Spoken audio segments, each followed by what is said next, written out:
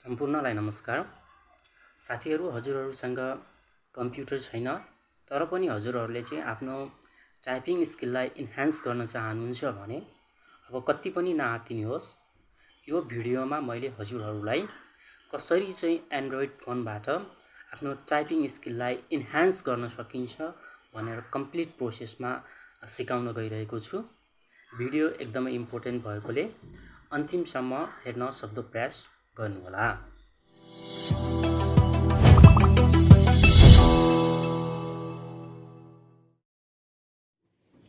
यसको लागि हामीहरूलाई चाहिँ सर्वप्रथम त एन्ड्रोइड फोन चाहियो अनि त्यसपछि फोनलाई चाहिँ सपोर्ट गर्ने एउटा स्ट्यान्ड चाहियो। स्ट्यान्डको रूपमा चाहिँ मैले यहाँ यो स्टाइलिस पेन युज गरेको छु। यो स्टाइलिस पेनलाई चाहिँ मैले स्ट्यान्डको रूपमा युज गरेको छु। अनि त्यसपछि हामीलाई चाहिँ एउटा किबोर्ड चाहियो है त।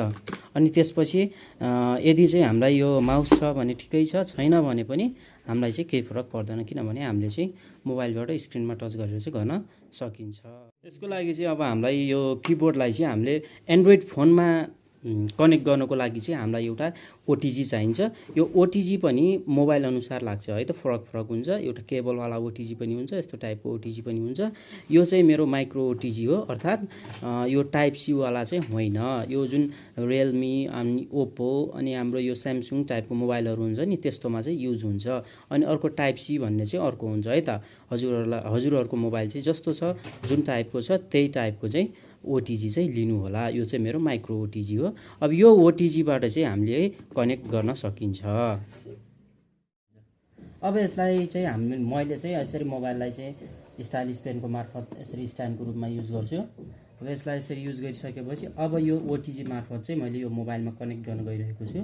ओटिजीमा यसरी राख्ने है त, अनि त्यसपछि मोबाइलमा चाहिँ कनेक्ट गर्ने है। सबै चिजहरू चाहिँ हामीले कनेक्ट गरिसकेपछि हामीले अर्को एउटा एप चाहिँ डाउनलोड गर्नुपर्ने हुन्छ, जसको नाम हो टाइपिङ स्पिड टेस्ट, जुन चाहिँ मैले लिङ्क चाहिँ डिस्क्रिप्सनमा पनि दिएको छु। त्यहाँदेखि पनि हजुरहरूले डाउनलोड गर्न सक्नुहुन्छ। अर्थात् प्ले स्टोरमा गएर टाइपिङ स्पिड टेस्ट सर्च गरेर पनि हजुरहरूले डाउनलोड गर्न सक्नुहुन्छ। यसरी मोबाइलमा कनेक्ट गरिसकेपछि अब चाहिँ हामीले टाइपिङ स्पिड मास्टर एपलाई चाहिँ डाउनलोड गरिसकेपछि यसमा ओपन गर्ने। अब टाइपिङ स्पिड मास्टर है, टाइपिङ स्पिड मास्टर।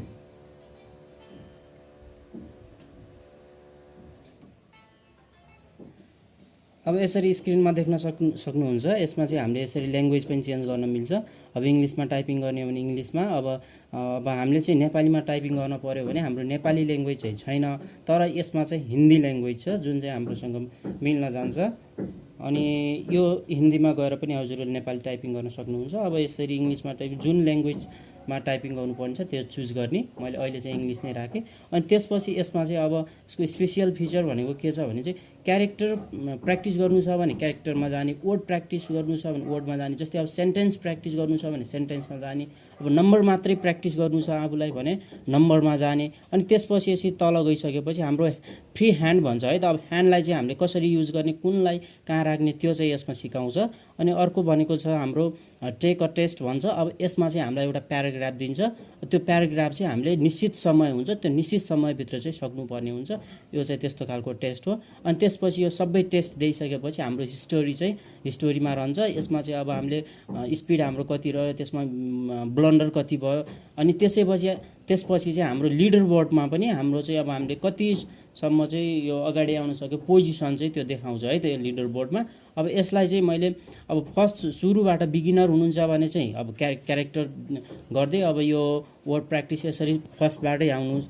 अब होइन, मैले चाहिँ अरू चाहिँ जानिसकेको छु, अब मैले चाहिँ टेस्ट लिन्छु भन्न चाहनुहुन्छ भने अब यो चाहिँ टेक अ टेस्टमा गएर पनि लिन सक्नुहुन्छ।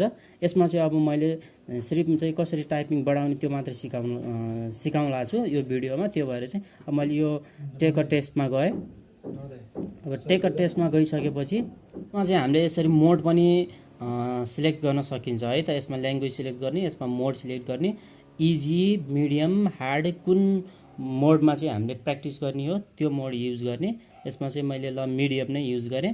अब मिडियममा युज गरिसकेपछि हामीलाई यहाँ प्याराग्राफ दिइरहेछ है त। इन्टरनेसनल इभेन्ट भन्छ, द एक्जिबिसन भन्छ, भोक्याबुलेरी भन्छ। अब जुन आफूले गर्न खोजेको त्यही चुज गर्ने है त। मैले यसमा फर्स्ट नै चुज गरेँ इन्टर अब यसमा भन्छ होइन हाइलाइट वर्ड वाइल टाइपिङ भन्छ। अब टाइपिङ गर्दाखेरि चाहिँ वर्डमा चाहिँ हाइलाइट गर्ने त्यो गराउने कि नगराउने भन्छ है। यसमा चाहिँ मैले हाइलाइट सो देखाएँ अनि त्यसपछि highlight correct incorrect word while typing भन्छ।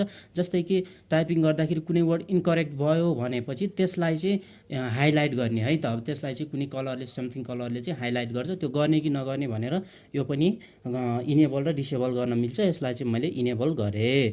अब यति गरिसकेपछि मैले डन गरेँ है त। अब डन गरिसकेपछि यसलाई चाहिँ अब हामीले स्टार्ट गर्न सकिन्छ। International man's day is celebrated, यो चाहिँ अब हामीले यो किबोर्ड मार्फत चाहिँ अब टाइपिङ गर्न गइरहेको छौँ है त। ल अब चाहिँ हजुरहरूले यसरी टाइपिङ हान्न सक्नुहुन्छ। यो 1 मिनटसम्म रहन्छ है त। यो चाहिँ हामीले 1 मिनटभित्र यसलाई सक्नुपर्ने हुन्छ।